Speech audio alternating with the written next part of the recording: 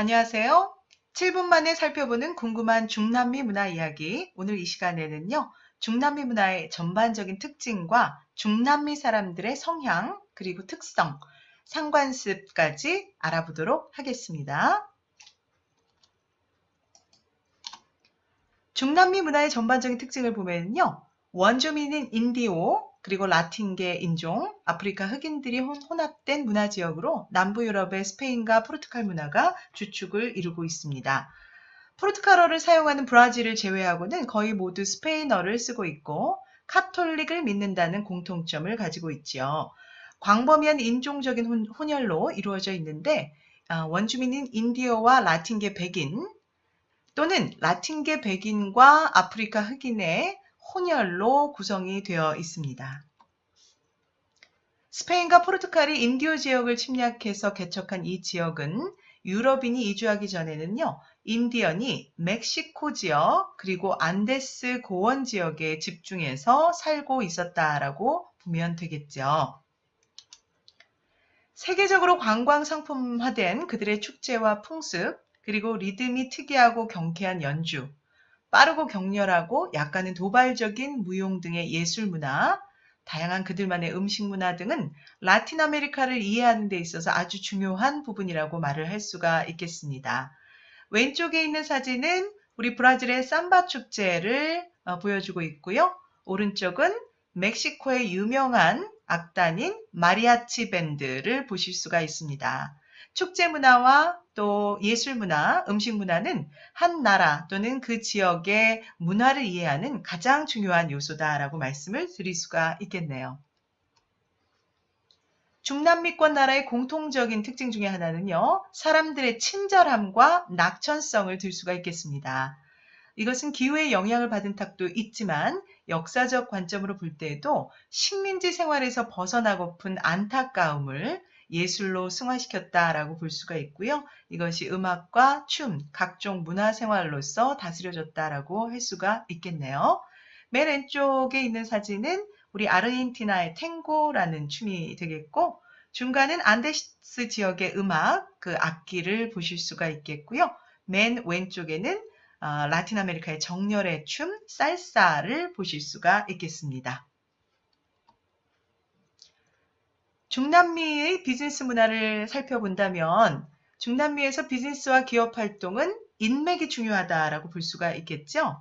믿을 수 있는 사람들, 그러니까 가족이나 친지, 친구들에게 사업을 맡길 수 있다라고 믿는 가치가 강합니다. 그래서 중남미의 기업들을 보면 패밀리 비즈니스가 많은 것이 바로 이 인맥을 중시하는 믿을 수 있는 사람에게 사업을 맡길 수 있고 같이 할 수 있다라는 가치가 강하다라는 것이죠. 그래서 가족, 친지, 친구 관계가 아니라 거래처 관계에서는 중남미 기업과 거래를 시작하기 위해서 원만한 대인관계의 형성, 개별적인 신뢰관계의 형성이 매우 중요하다라는 것을 잊지 말아야 되겠습니다. 이렇게 중남미인들이 신뢰가 가야지 사업을 할 수가 있기 때문에 상대방과의 업무상 거래를 시작하기 위해서는 인간관계 구축을 위해 많은 투자를 하게 되는데요. 우리가 사람과 사람이 친해지고 좋은 관계를 맺기 위해서는 식사를 통해서 그러한 관계를 형성을 하지요. 그래서 만약 저녁 식사 초대를 하고 거래처가 현지 방문을 하게 된다면 그 나라의 도시, 그 나라와 도시를 보고 느낄 수 있도록 시내 투어 같은 것을 자진해서 보여주는 등의 인간적인 면으로 가까워지려고 하는 노력을 많이 하게 됩니다. 그러면서 상대방에 대한 관심을 표현하게 되죠. 이런 부분은 우리 한국의 비즈니스 식사 문화 또는 접대 문화하고 매우 유사한 부분이다라고 볼 수가 있겠습니다.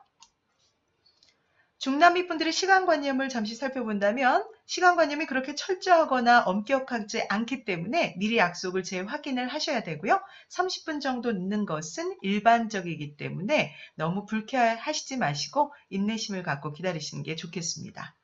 저녁 식사에 초대를 받게 되신다면 대략 10분에서 15분 정도 늦게 도착하시는 게 현지 문화에 맞는 매너라고 합니다. 딱 정각에 도착을 하시게 되면 호스트가 일단 준비가 잘 되어 있지 않은 경우가 많고요. 그리고 전통적으로 남들보다 일찍 도착하고 나타나는 것은 굉장히 욕심이 많은 사람이다라는 개념이 있다라고 합니다. 그래서 현지 문화에 맞게 여러분들이 조금은 늦게 도착하시는 것이 상대를 배려하는 매너다라는 점 기억하시기 바랍니다. 기후가 덥기 때문에요. 시원한 오전에 일찍 업무를 시작을 하고 더운 점심시간에 시에스타라고 하는 낮잠 시간을 활용하게 되지요. 낮잠 후에 다시 업무에 복귀해서 저녁에 퇴근하는 것이 일반적인 문화가 되겠습니다. 그러나 요즘 변해가는 시대에서 중남미에서도 역시 시에스타와 같이 낮잠 시간을 전처럼 많이 그렇게 행하고 있지는 않다라고 합니다. 그러나 만약 방문 시간대가 불가피하게 점심시간하고 겹치게 된다면 사전에 찾아갈 시간을 미리 알려주는 게 예의라고 할 수가 있겠죠. 그리고 이 중남미 분들은 자유로운 분위기에서 얘기하는 것을 좋아하기 때문에 언어를 더 풍부하게 하기 위해서 제스처나 바디랭귀지의 사용이 굉장히 중요할 수 있고, 그래서 중남미인들과 대화하실 때에는 상대방과 대화할 때 눈을 보면서 얘기하는 거 정말로 중요합니다. 눈을 보면서 얘기하는 것이 진지하고 진솔하게 얘기를 나눈다라는 의미가 되겠죠? 계속적인 시선 접촉, 아이 컨택을 만약 부담스러워 하신다면 그들과 신뢰관계를 구축하는 데 문제가 생길 수도 있겠습니다.